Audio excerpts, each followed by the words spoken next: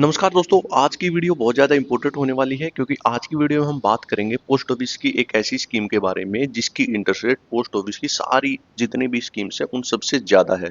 आज हम बात करेंगे पोस्ट ऑफिस की सीनियर सिटीजन स्कीम के बारे में और ये पोस्ट ऑफिस की बहुत ही शानदार स्कीम इसलिए भी है क्योंकि अगर इसमें आप इन्वेस्ट करते हो तो आपको हर महीना इस स्कीम से 21,500 रुपये मिलेंगे और वो भी भारत सरकार की गारंटी के साथ। यानी जितना भी पैसा आप इस स्कीम में इन्वेस्ट करोगे वो 100% सेफ है, उस पे पूरे के पूरे पैसे की गारंटी भारत सरकार की होती है। तो आज की वीडियो में हम इस स्कीम के बारे में सब कुछ बिल्कुल आसान भाषा में जानने वाले हैं। सबसे पहले तो जान लेते हैं क्या-क्या जानेंगे। सबसे पहले जानेंगे कौन-कौन खाता खुलवा सकता है, फिर जानेंगे कितने पैसे जमा करने होंगे। उसके बाद हम जानेंगे मान लीजिए हमने पैसा जमा कर दिया और खाता खुलवा लिया तो बीच में अगर पैसे की ज़रूरत पड़ जाए, तो क्या बीच में खाता बंद हो सकता है? उसके बाद हम ये जानने वाले हैं कि इस स्कीम की जो लेटेस्ट इंटरेस्ट रेट है उस ब्याज दर के हिसाब से हमें कितने रुपए इन्वेस्ट करने पर कितने रुपए मिलेंगे। आइए एक एक करके सारी स्कीम्स को जानते हैं। सबसे पहले जानते हैं कि कौन कौन खाता खुलवा सकता है। जैसे कि आपको नाम से पता ही चल रहा है कि ये सीनियर सिटीजन स्कीम है, तो 60 साल से ऊपर के लोग इस स्कीम का खाता खुलवा सकते हैं, लेकिन कुछ एक स्पेशल कंडीशन में 60 साल से कम उम्र के लोग भी खाता खुलवा सकते हैं। आइए जानते हैं। अगर कोई डिफेंस एम्प्लॉई है और वो 50 की उम्र के बाद वीआरएस ले लेता है, यानी खुद ही रिटायर हो जाता है, तो उस कंडीशन में वो खाता खुलवा सकता है।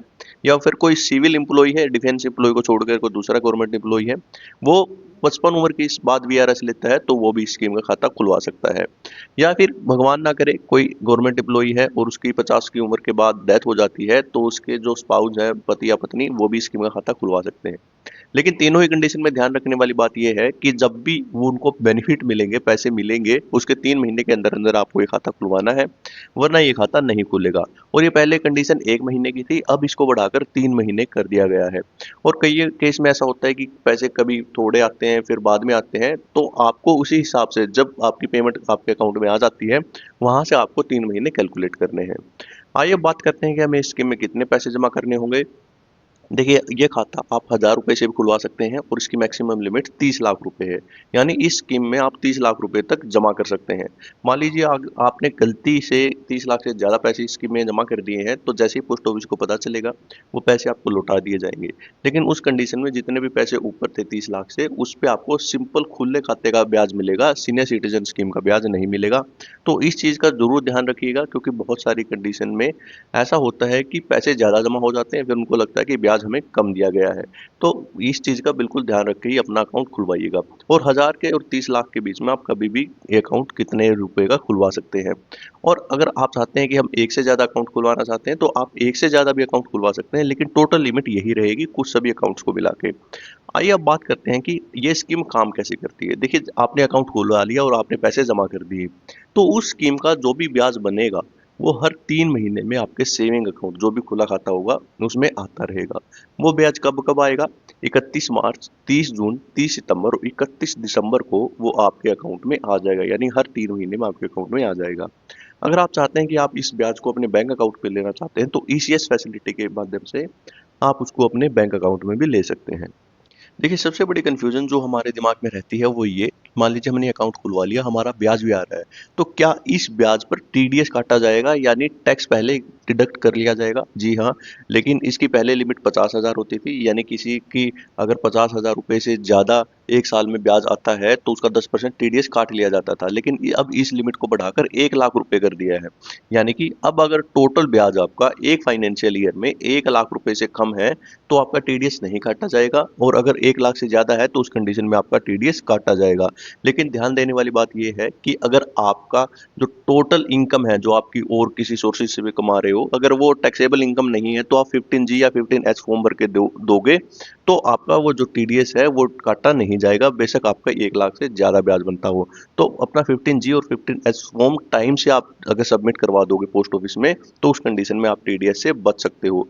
और एक और चीज़, अगर आपका पैन कार्ड आपने नहीं दिया है तो पैन कार्ड ज़रूर दे दीजिएगा, क्योंकि उस कंडीशन में अगर पैन कार्ड नहीं है तो आपका 20% टीडीएस काटा जाएगा 10 की बजाय। तो इस चीज़ से बचने के लिए आप अपना पैन कार्ड भी दे दीजिए और MG और 15 HB। अब जानते हैं, मान लीजिए किसी भी कारणवश हमें बीच में पैसे की ज़रूरत हो जाती है और इस खाते को हम बीच में बंद करवाना चाहते हैं, तो यह खाता बीच में बंद हो जाएगा? जी हाँ, इस खाते को आप कभी भी बीच में बंद करवा सकते हो। अगर आप इस खाते को 1 साल से पहले बंद करवाते हो, तो उस कंडीशन में जितना भी ब्याज आपको मिल गया है, वो आपको वापिस करना होगा। देखिए, वो वापिस कैसे करना होगा कि अगर आप खाते को बंद करवाओगे, तो जितने पैसे आपने जमा किए थे, तो टोटल ब्याज जो आपको मिला था, उस पैसे में से काट के बाकी पैसे आपको दे दिए जाएँगे। लेकिन अगर आप ये अकाउंट बंद करवाते हो 1 साल के बाद और 3 साल से पहले, तो उस कंडीशन में आपका 1.5% टीडीएस, सॉरी टीडीएस नहीं, आपका जो मूल अमाउंट आपने जमा की थी, उसका 1.5% काटा जाएगा। यानी आप अगर आपने 10 लाख रुपए का अकाउंट खुलवाया था, तो उस कंडीशन में आपके 15,000 रुपए काटे जाएँगे और आपने जो ब्याज ले लिया वो वापस नहीं करना है। लेकिन अगर आप अकाउंट बंद करवाते हो 2 साल के बाद और 5 साल से पहले, जो हमने पहले बताया था वो 1 से 3 बता दिया, वो 1 से 2 साल है। तो अगर आप 2 साल के बाद और 5 साल से पहले बंद करवाते हो, तो उस कंडीशन में 1% आपका जो अमाउंट है वो काटी जाएगी। यानी अगर आपने 10 लाख रुपए का अकाउंट खुलवाया है, तो आपके 10,000 रुपए काटे जाएँगे और बाकी पैसे आपको दे दिए जाएँगे। और आपने जो ब्याज ले लिया, वो ले लिया, वो आपको वापिस इस कंडीशन में नहीं करना है। तो अगर आप बीच में खाता बंद करवाते हो, तो इस चीज़ को ज़रूर ध्यान में रखिएगा कि आपके पैसे डिडक्ट होंगे। अब बात करते हैं, जब भी आपकी ये अकाउंट है, अगर वो 5 साल चलते हुए हो गए हैं और आपको अच्छे से पैसे मिल रहे हैं हर 3 महीने में, तो अगर आप 5 साल के बाद इसको बंद करवाना चाहते हो, तो आपको सिंपल पासबुक देनी है और एक फॉर्म भरना है और आपका अकाउंट बंद हो जाएगा। लेकिन अगर आप इस अकाउंट को आगे बढ़वाना चाहते हैं, यानी एक्सटेंड करवाना चाहते हैं, तो उस कंडीशन में आप इस अकाउंट को 3 साल के लिए एक्सटेंड करवा सकते हैं। यानी आपने पहले 5 साल के लिए अकाउंट खुलवाया, अब ये 3 साल के लिए आगे बढ़ सकता है।